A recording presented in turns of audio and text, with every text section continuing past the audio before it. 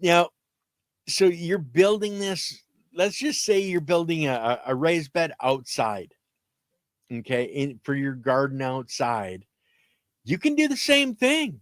You can add that biology in those bottom layers to help to get it all together, to have all the different layers of biology. Now, especially if you've got a raised bed that has a bottom where it's not draining through, then you actually are kind of in trouble because you need holes in case it rains. You get too much water, everything drowns.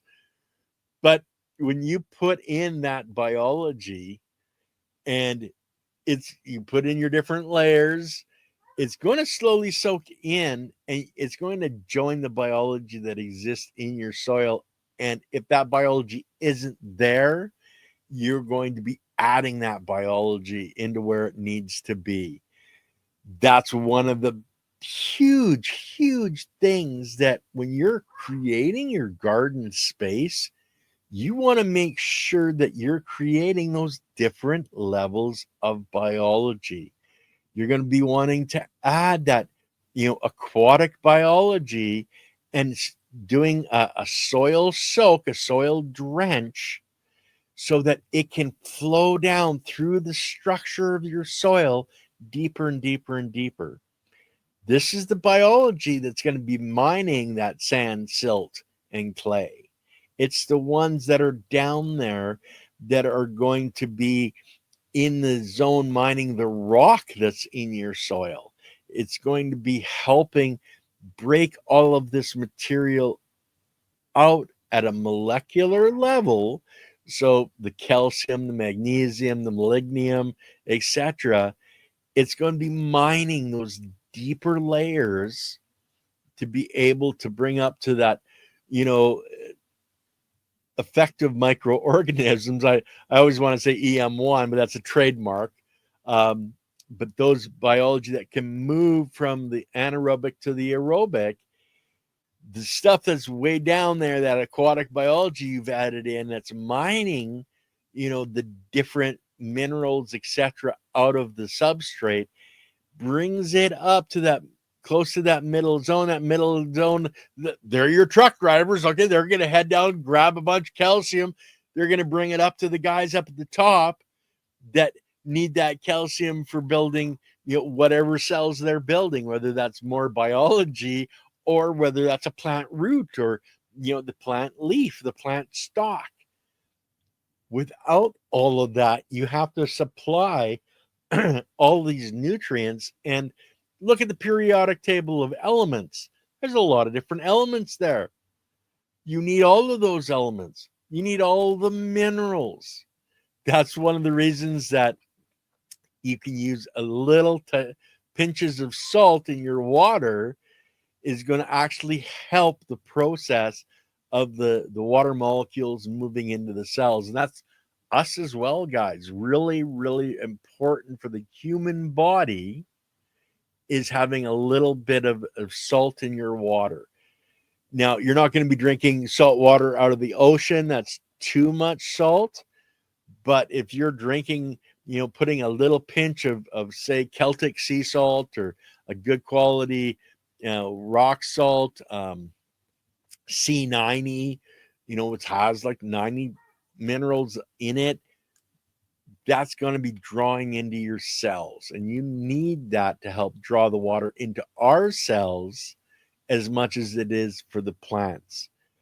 Hey, wild edibles, it's going to be a total game changer when you add in that lower life of biology if you don't have it. Now, if you've already got that aquatic biology in your soil system, well, bonus. Okay, you're a step ahead of probably 99% of the people that are gardening out there. Because face it, a lot of gardeners have no idea that they need that lower level of biology. We haven't been taught that. We've been taught that we need, NPK, nitrogen, phosphorus, and potassium. And that's all we need. But yet, over the last years, they keep adding to that. And now, we talked to Leighton Morrison, and we need the C NPK, the carbon, because that carbon is a base molecule needed for the construction of every single cell. And we're all made of cells, anything organic made up of cells. So we need that carbon. And once we put that into place, then we go back to the biology that stores carbon in the soil, is made of carbon, is making the cells of the plant, which are full of carbon. It's such a wondrous cycle when you really start to understand that all these layers we can manipulate naturally, no chemicals added, okay? And we can help things. Ken needs to nose dab. No, ain't gonna happen. I'm not doing dabs. No. Shh. No dabs. Okay. Anyway, guys, Cake, you're bad boy. Definitely a bad boy. Okay. It is all about health for our plants and for ourselves, for our animals, for the fish in the sea, the bugs that fly in the air. It's that synergy. It's that relationship that if we break that relationship, we run into problems. Why are our fields not producing as much? Why is the food we're consuming at such a low level of nutrients in the food? Because we've knocked out the biology. We've been slowly over decades knocking it further back and further back and further back. Even the seeds that are being produced, they're being fed NPK. They're not healthy. They don't have all the biology inside of the seed that is necessary for it to be healthy.